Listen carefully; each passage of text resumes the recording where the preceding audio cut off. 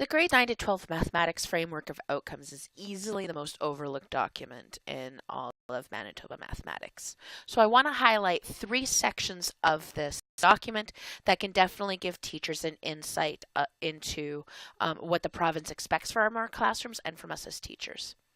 The first section I want to share with you is the section starting on page 8 on mathematical processes. Now, the mathematical processes, there are 7 of them listed here on the left: communication, connections, mental math and estimation, problem solving, reasoning, technology, and visualization.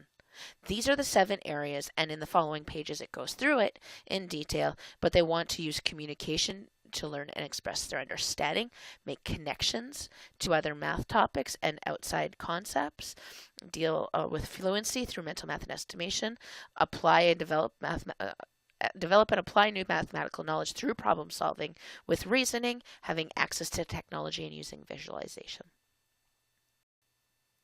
The second section I want to share with you is the goals for students section. So this is the section where the province wants us to really look at what we want our students to be like in mathematics, and then we need to set up our classrooms in such a way to foster that.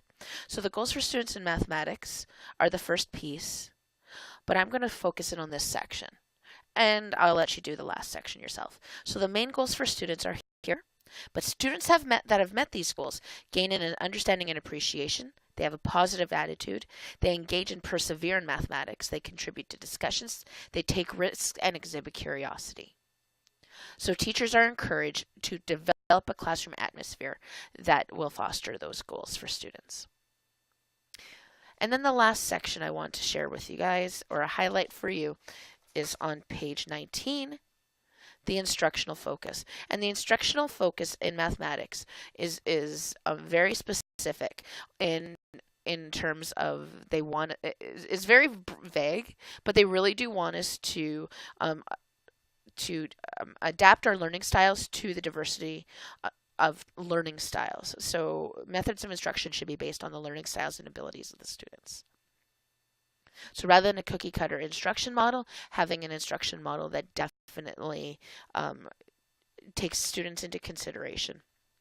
For example, using the outcomes, using the processes to help us choose effective pedagogical approaches, that we constantly do professional learning to upgrade our skills as teachers, and that we have a varied assessment plan.